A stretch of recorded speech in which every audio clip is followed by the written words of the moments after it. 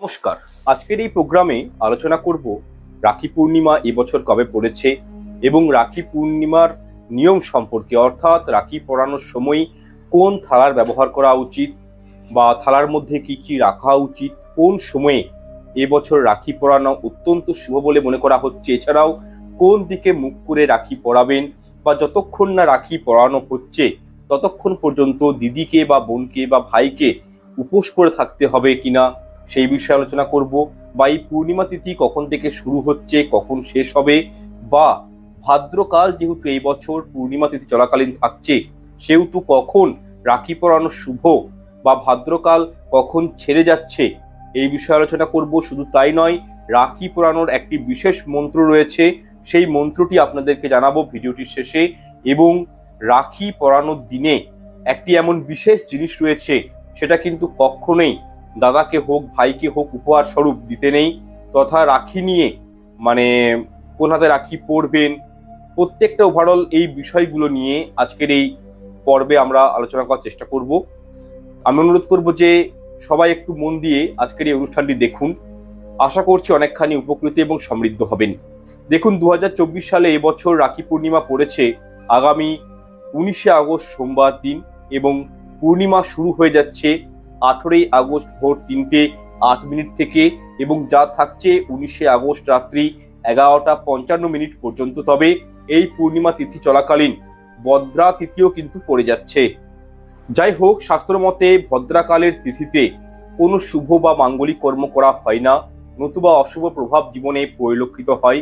এমনটা মনে করা হয় রাবণের বোন এই ভদ্রাকালে রাবণকে রাখি পরিয়েছিলেন, যার কারণে 1 বছরের মধ্যেই রাবণের কিন্তু বিনাশ ঘটে। তাই আপনাদের জানা প্রয়োজন যে নিজের দাদা বা ভাইকে আপনারা রাখি কোন শুভ মুহূর্তে পরাবেন। অন্যদিকে অনেকেই আবার 19 তারিখের জায়গায় 20 তারিখ রাখি পূর্ণিমা পালন করবেন, কারণ যেহেতু 19 তারিখে ভদ্রাকাল থাকছে সেই কারণে এই বিষয়টা চলে আসছে যে 19 তারিখ নয় 20 তারিখে রাখি পরানোই শ্রেয়। সেক্ষেত্রে আজকের এই অনুষ্ঠানে আপনাদের এই সমস্ত প্রশ্নের উত্তর বা ডাউটগুলো আমি চেষ্টা করব ক্লিয়ার করে দেওয়ার। আমি অনুরোধ করব যে অনুষ্ঠানটি সম্পূর্ণ দেখুন। প্রথমত জেনে নিন যে এই ভদ্রাকাল তিথি এটা কতক্ষণ পর্যন্ত থাকছে। দেখুন, 19শে আগস্ট সোমবার দুপুর 1:30 পর্যন্ত এই ভদ্রাকাল তিথি থাকছে। সুতরাং সকাল থেকে দুপুর 1:30 পর্যন্ত আপনারা কিন্তু নিজের দাদা বা ভাইকে রাখি কিন্তু পরাবেন না, এটা হচ্ছে অশুভ কাল। এই সময় রাখি পরালে দাদা বা ভাইয়ের জীবনে বিপদ আপদ দুর্ঘটনা বা বলতে পারি আয়ু সংক্রান্ত সমস্যা নেমে আসতে পারে। সুতরাং আপনারা 19শে আগস্ট সোমবার দিন দুপুর 1:33 পর থেকে রাত 9:07 মধ্যে যে কোনো সময়ে নিজের ভাই বা দাদাকে রাখি পরাতে পারেন।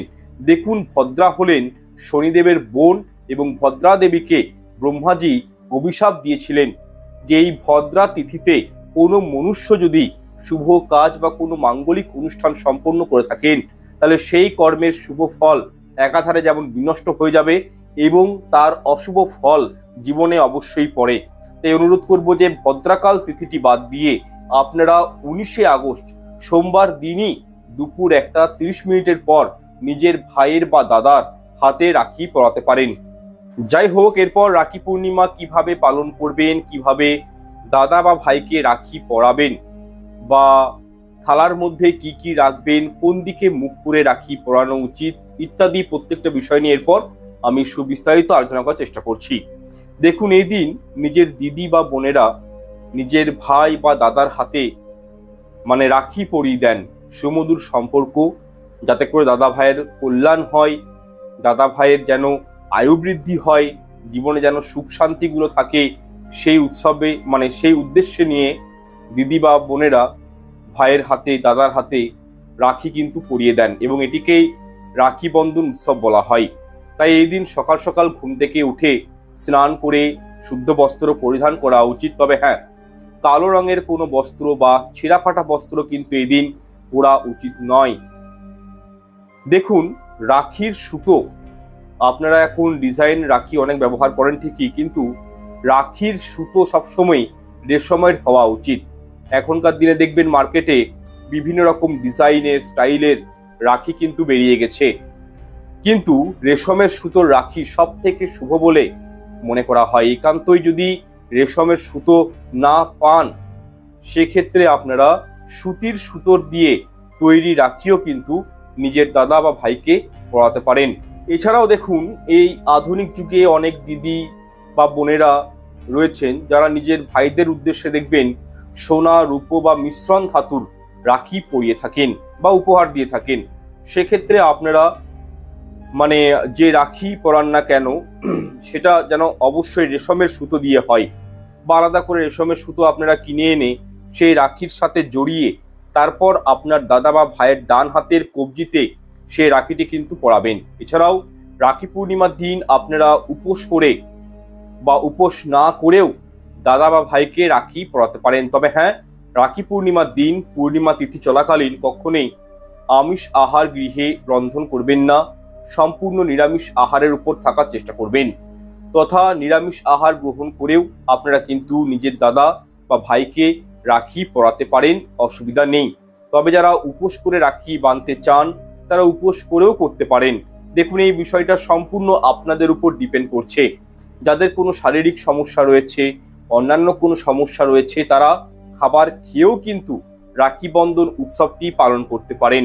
যাই হোক, এরপর আপনাদের সঙ্গে আলোচনা করব যে রাখির থালাতে কি কি উপকরণগুলো রাখতে হয় বা রাখির থালা কি দিয়ে সাজানো উচিত।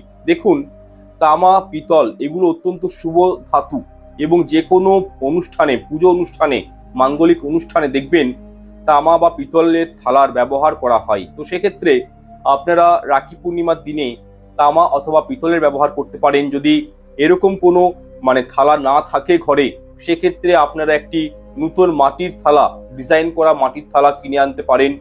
যে কোনো দশকর্মা ভান্ডারে ইজিলি পেয়ে যাবেন, অসুবিধা নেই। এবং সেই থালা দিয়েও কিন্তু আপনারা রাখির জিনিসগুলো সেই থালাতে সাজাতে পারেন, অসুবিধা নেই, কারণ মাটিও খুব শুদ্ধ হয়। তবে লোহা, প্লাস্টিক, স্টিল এরকম থালার ব্যবহার করবেন না, এই ধাতুর থালার ব্যবহার করতে নেই মাঙ্গলিক কাজে। যাই হোক, থালাতে আপনারা যে রাখিটি দাদা বা ভাইকে পরাবেন সেই রাখিটি অবভিয়াসলি রাখবেন। আপনার যতগুলি দাদা বা ভাই রয়েছে সেই হিসাবে ততগুলি রাখি থালার মধ্যে রাখবেন। কারো 3টে, কারো 4টে, কারোর 1টা, কারো 2টো, যার যেরকম দাদা ভাই রয়েছে সে সেরকম ভাবে রাখির কোয়ান্টিটিগুলো থালার মধ্যে কিন্তু সাজিয়ে রাখবেন। এরপর ভাইয়ের কপালে তিলক দেওয়ার জন্য কুমকুম অথবা রলি অথবা অক্ষত থালার মধ্যে সাজিয়ে রাখবেন। দেখুন, সিঁদুরকে আবার অনেকেই কুমকুম বলে মনে করেন, এটা কিন্তু ভুল। কুমকুম অনেকটা সিঁদুরের মতন লাল রঙের দেখতে হলেও কুমকুম আলাদা, সিঁদুর আলাদা। ঠিক তেমনি রলিও হচ্ছে অনেকটাই কুমকুমের মতন দেখতে। যাই হোক, এই জিনিসগুলো থালার মধ্যে রাখতে হয়। এছাড়াও থালার মধ্যে রাখতে হয় অক্ষত। দেখুন, বাঙালিরা অক্ষত খুব একটা ব্যবহার না করলেও যারা বাঙালি রয়েছেন তারা কিন্তু যে কোনো পবিত্র অনুষ্ঠানে, মাঙ্গলিক কর্মে অক্ষত ব্যবহার করে থাকেন। এবং প্রত্যেকটা জিনিস আপনারা কিন্তু যে কোনো, এই যে কথাগুলো নামগুলো বলছি, রলি, সিঁদুর, অক্ষত, এইগুলো কুমকুম, এগুলো প্রত্যেকটাই কিন্তু আপনারা আপনাদের নিয়ারেস্ট লোকাল দশকর্মা ভান্ডারে কিন্তু খুব ইজিলি পেয়ে যাবেন। যাই হোক, প্রশ্ন হলো যে এই অক্ষত, এই জিনিসটা কিভাবে নিজের ঘরে তৈরি করবেন। দেখুন, অক্ষতের মধ্যে থাকে গোটা আতপ চাল, অল্প পরিমাণ ঘি, অল্প পরিমাণ হলুদ এবং কুমকুম তথা রলি, এবং তার সাথে থাকে বাটা চন্দন, সাদা চন্দন। এই প্রত্যেকটা জিনিস একসঙ্গে ভালো করে মিশিয়ে নিয়ে একটা মিশ্রণ তৈরি করা হয় এবং সেই মিশ্রণটি দিয়ে দাদা বা ভাইয়ের কপালে তিলক দেওয়া হয়। এছাড়াও থালার মধ্যে রাখবেন গোটা নারকেল এবং আপনার দাদা বা ভাইয়ের পছন্দের কিছু মিষ্টি থালার মধ্যে রাখতে হবে। সাথে যখন দাদা ভাইয়ের হাতে আপনারা রাখি বাঁধবেন, তার আগে ছোট্ট একটি লাল অথবা হলুদ রঙের কাপড় মাথায় দিয়ে রাখতে হয়। সেক্ষেত্রে আপনারা যে কোনো ছোট সাইজের লাল অথবা হলুদ কাপড় আপনার দাদা বা ভাইয়ের মাথাতে রাখবেন, তারপরে কিন্তু রাখিটি পরাবেন। এবং যে উপহার আপনি আপনার দাদা বা ভাইকে দেবেন সেই উপহারটিও কিন্তু ওই পিতল বা তামার থালার মধ্যে সাজিয়ে রাখতে হবে। এবং সর্বোপরি যে জিনিসটি আবশ্যক সেটি একটি ঘিয়ের প্রদীপ আপনারা কিন্তু এই দিন ওই থালার মধ্যে রাখবেন, ঘিয়ের প্রদীপ রাখবেন। এবং যখন রাখি পরাবেন ঠিক তার আগের মুহূর্তে সেই ঘিয়ের প্রদীপটি কিন্তু দাদা বা ভাইয়ের মঙ্গল কামনার্থে ভগবানের উদ্দেশ্যে প্রজ্বলিত করবেন। যাই হোক, রাখি কোন দিকে বসে পড়া উচিত বা কোন দিকটি শুভ এই কার্যটির ক্ষেত্রে, সেক্ষেত্রে বলবো, দেখুন, নিজের দাদা বা ভাইকে সর্বদা উত্তর দিকে অথবা পূর্ব দিকে মুখ করে বসতে বলবেন এবং দিদি বা বোনকে দাদার সম্মুখ ভাগে বসে রাখি কিন্তু পরাতে হয়, তথা ডান হাতের কবজিতে রাখি বাঁধার নিয়ম রয়েছে। এছাড়াও রাখি যখন পরাবেন একটি বিশেষ মন্ত্র রয়েছে, সেটিও কিন্তু বলতে হয়। সেই মন্ত্রটি যদি বলতে না পারেন তাতেও অসুবিধা কিছু নেই, আপনারা ভগবানের কাছে নিজের দাদা বা ভাইয়ের মঙ্গল কামনা করেও রাখি পরাতে পারেন। যাই হোক, আপনাদের উদ্দেশ্যে আমি রাখি পরানোর মন্ত্রটা একবার বলে দিচ্ছি। এই মন্ত্রটাও বলতে পারেন বা নাও বলতে পারেন, সেটা সম্পূর্ণ আপনাদের উপর ডিপেন্ড করছে। এছাড়াও যারা মন্ত্র সহিত রাখি পরাবেন তাদের উদ্দেশ্যে আমি মন্ত্রটি একবার বলে দিচ্ছি। দেখুন, মন্ত্রটি হলো, যেন বন্ধ বলি রাজা দানবেন্দ্র মহাবল, তেন তাং প্রতিবন্ধামি রক্ষ, মা চলো মা চলো। অর্থাৎ, যে রক্ষা সূত্রে মহাবলী মহাদানী রাজা বালিকে বাধা হয়েছিল তা দিয়েই তোমাকে বাঁধছি। হে রক্ষা সূত্র, আপনি চলয়মান হবেন না, এখানে স্থির থাকুন। এই মন্ত্রটি 3 বার উচ্চারণ করে রাখি দাদা বা ভাইয়ের হাতে পরাতে হয়। এটি বৈদিক শাস্ত্রের অন্তর্গত একটি নিয়ম। অনেকেই মন্ত্র বলেন, আবার অনেকেই মন্ত্র বলেন না, এতে কোনো কিছু সেরকম অতটা যায় আসে না। আপনারা মন্ত্র বলতেও পারেন, না বলতেও পারেন। যাই হোক, এই পবিত্র রাখি বন্ধন উৎসবে কোনোভাবেই কালো জিনিস উপহার কিন্তু নিজের দাদাকে বা ভাইকে দেবেন না, অশুভ বলে মনে করা হয়। পারলে আপনার সামর্থ্য মতো যেটা আপনার ইচ্ছা সেরকম কোনো একটা গিফট বা উপহার দাদা ভাইয়ের উদ্দেশ্যে নিবেদন করতে পারেন, বা আপনার দাদা বা ভাইয়ের পছন্দের কোনো জিনিস থাকলে সেটি উপহার স্বরূপ কিন্তু এই দিন, রাখির দিন, দাদা বা ভাইকে দেওয়া যায়। যাই হোক, আপনাদেরকে এই সমস্ত বিষয়গুলো আমি চেষ্টা করেছি আমার মতন করে বোঝানোর। আশা করছি বিষয়গুলো বুঝতেও আপনারা সক্ষম হয়েছেন। আমি আজকের এই অনুষ্ঠানটি আর দীর্ঘায়িত করছি না, এখানে শেষ করলাম। আশা করছি আজকের এই অনুষ্ঠানে প্রত্যেকটা বিষয় রাখি পূর্ণিমা সম্পর্কিত আমি কভার করতে পেরেছি। যদি আমার এই প্রোগ্রামগুলো আপনাদের ভালো লেগে থাকে, লাইক কমেন্ট শেয়ার করতে ভুলবেন না এবং চ্যানেলটি অবশ্যই সাবস্ক্রাইব করে 5 টাকা বেল আইকনটি অন করে রাখবেন। ঈশ্বর আপনাদের মঙ্গল করুক। নমস্কার, ধন্যবাদ।